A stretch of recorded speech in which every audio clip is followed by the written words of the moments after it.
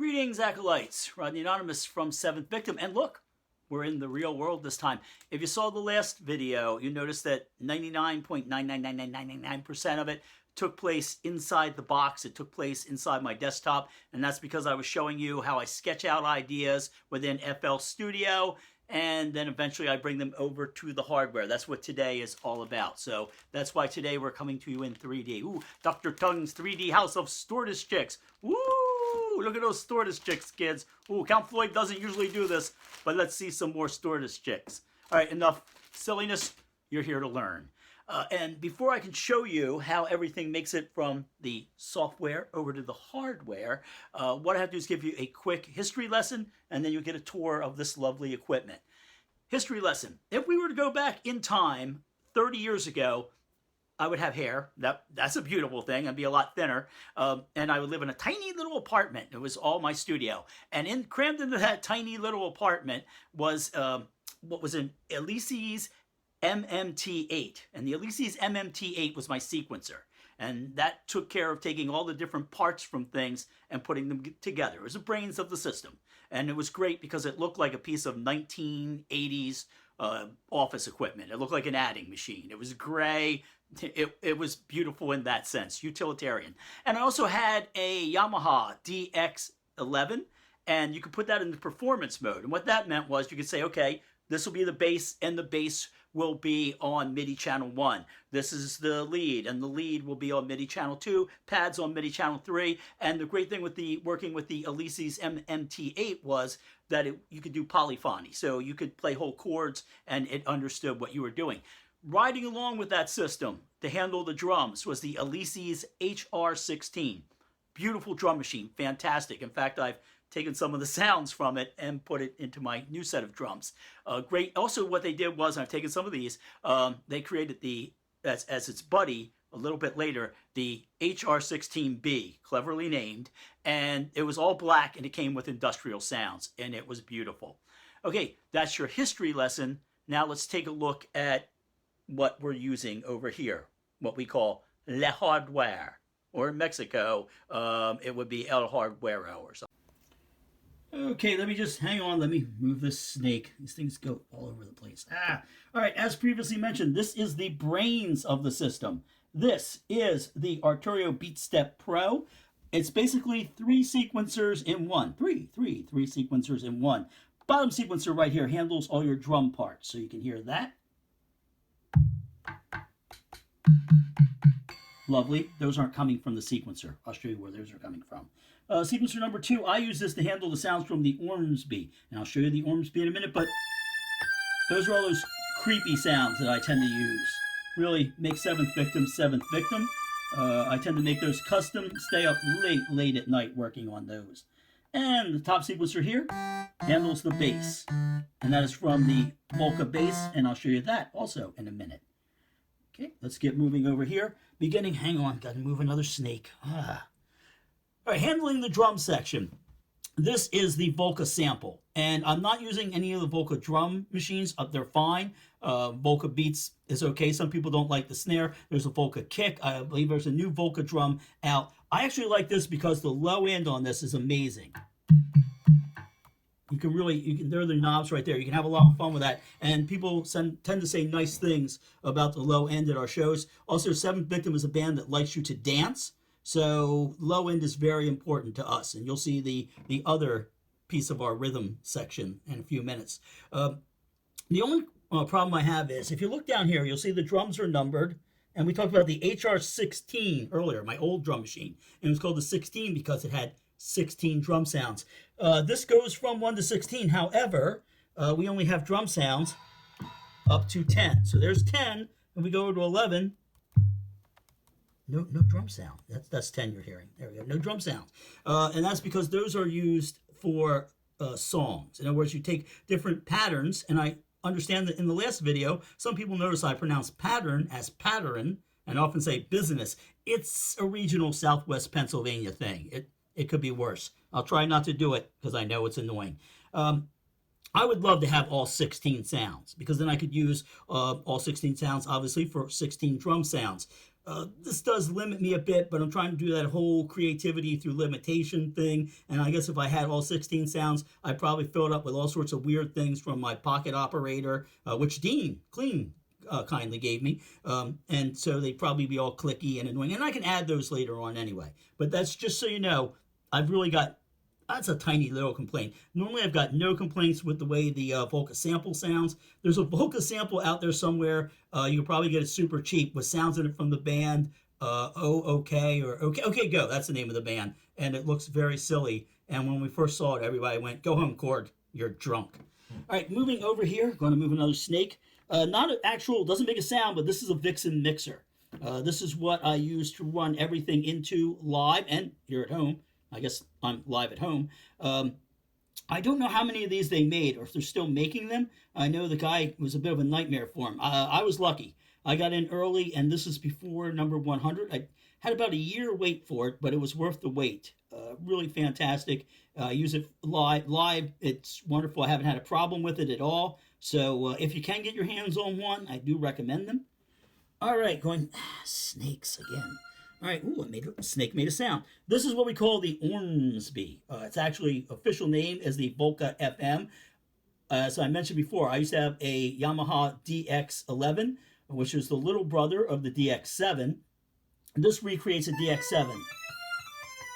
And what happens is I tend to create my own sounds. I love programming FM synth, so I get fairly unusual sounds. Sometimes I give them kind of lame names. This is just called Fantasy Orchestra. I should have been more creative than that, but do like the sound of that, and I've got a bunch of stuff in here, so if I go and I just twiddle this knob, you can hear, and let me find something annoying here. Here we go.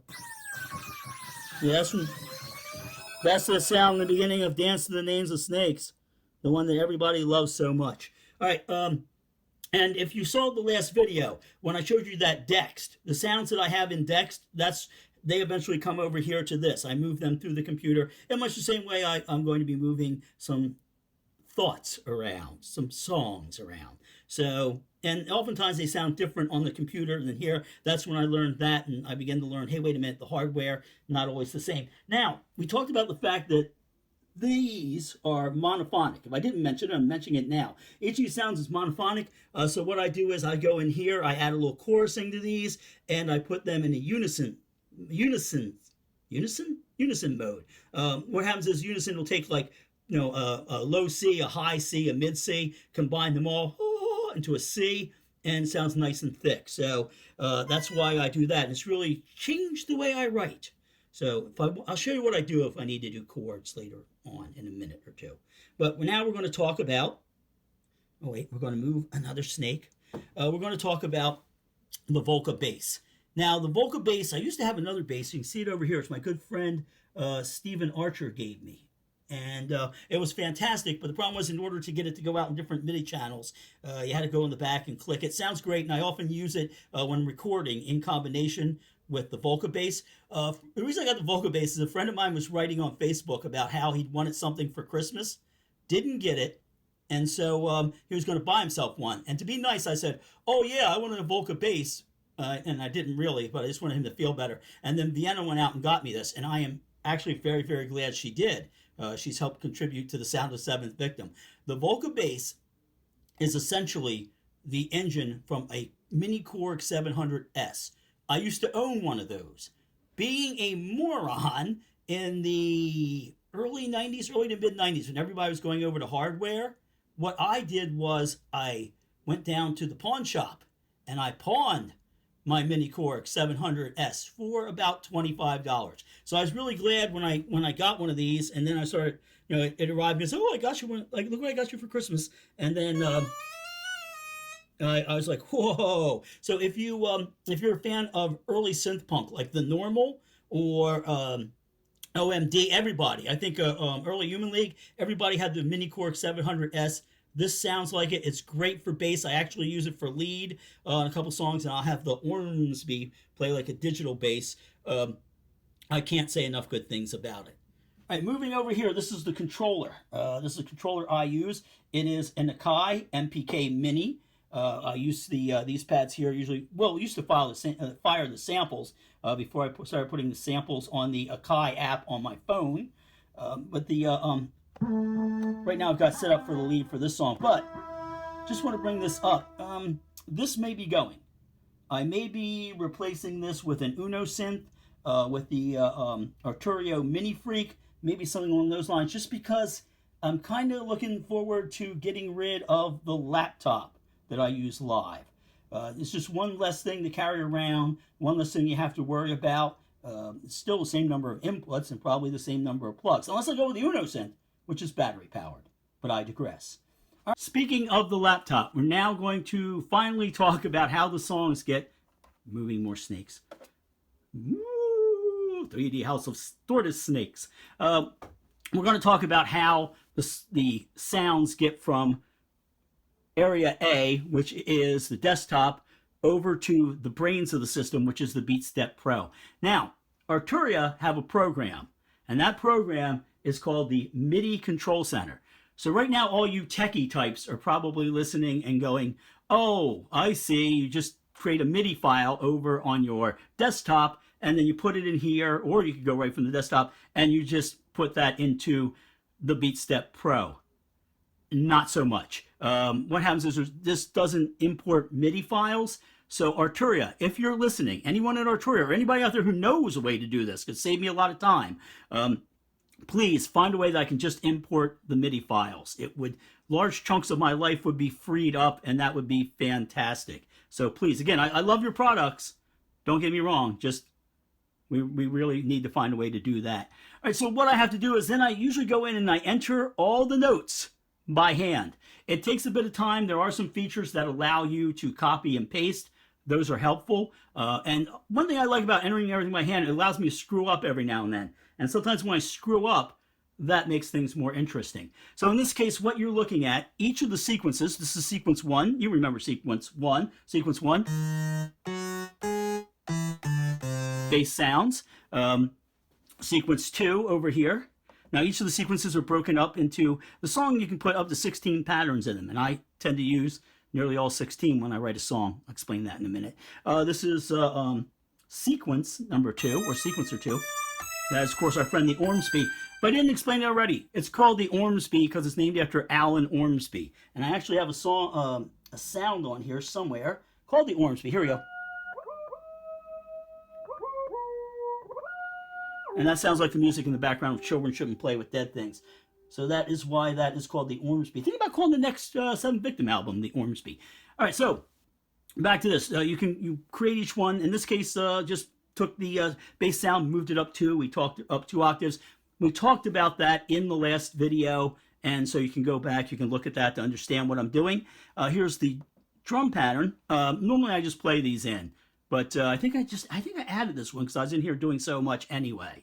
All right, now that is how that works. Not necessarily a bad thing, but when you're working out and you're adding 16 parts, you can see these things become kind of complicated. So I have some of them are sort of the same thing, but with drum rolls in there. Again, I'll explain. But you can see, put it in there and you copy it out. Now, I'm going to step back and I'm going to show you something. Okay, having all these patterns and different ideas. Okay, this one's just like this one, but it's got a little drum break in there. I'll explain that. It can get a little complicated. What you want to do, you want to have one of these. Doesn't necessarily have to be a spell book, but it should be a notebook.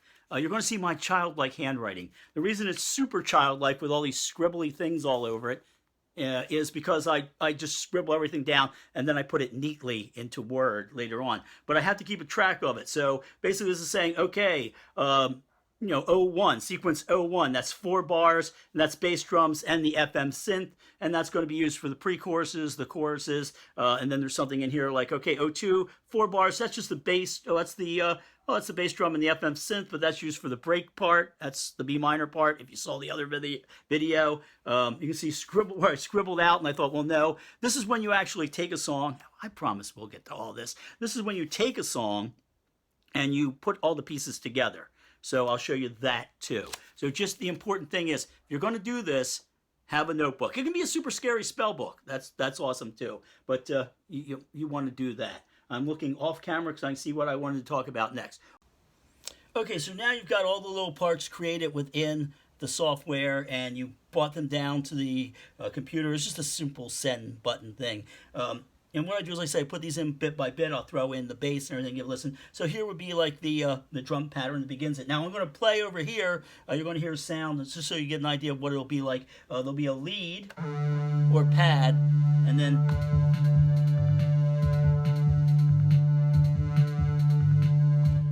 what I often have to do is, and let me just find one here that is not, I think this should do it.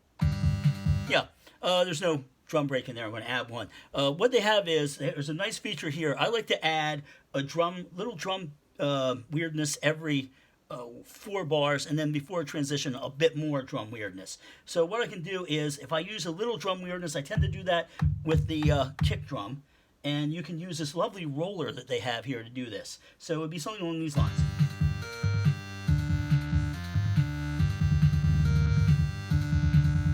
Although usually not that dramatic. And if you wanted to do a snare, you could do something like this.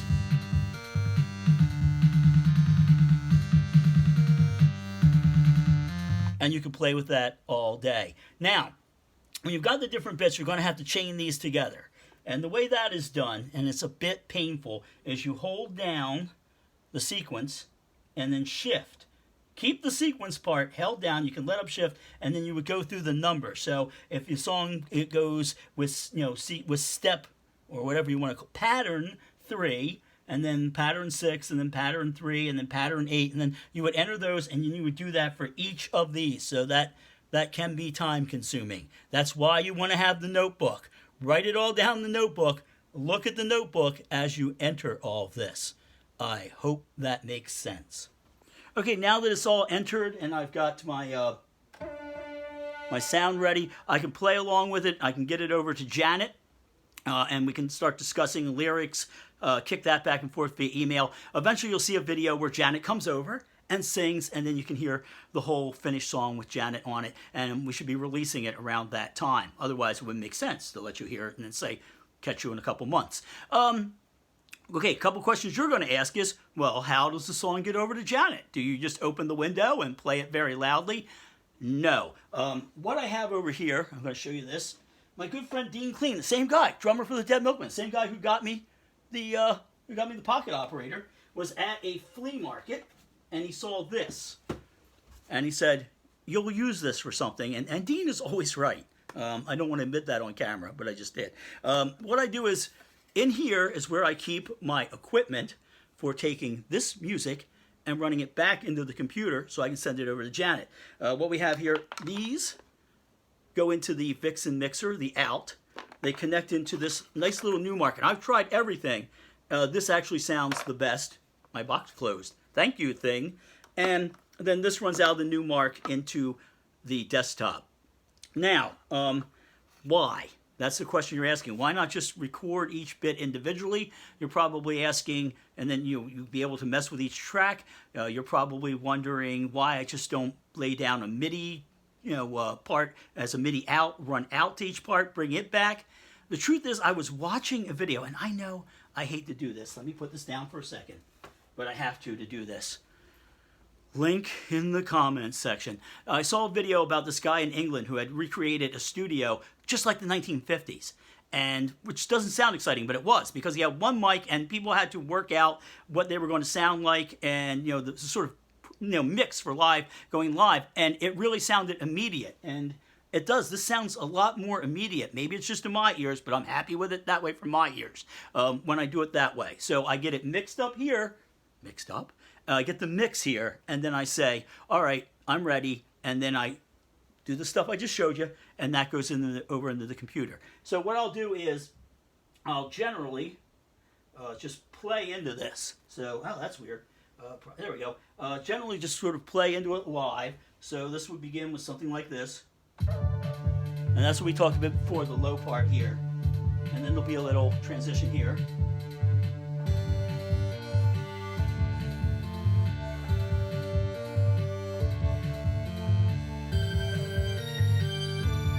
And you get the idea.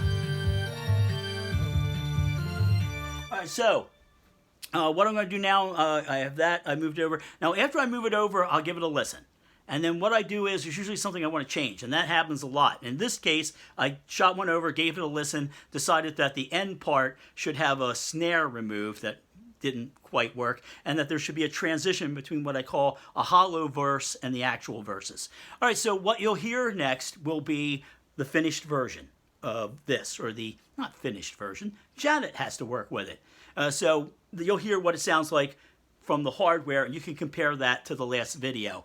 So hopefully in the next video, I know Janet much more popular than I am. I am not the star of my own solo project. I'm well aware of that. So hopefully in the next one, maybe we'll have Janet singing. Janet and I will talk about the lyrical content and all that. In the meantime, again, thank you for sticking with these, because I greatly appreciate it, and I do hope you learned something. All right, have a good whatever.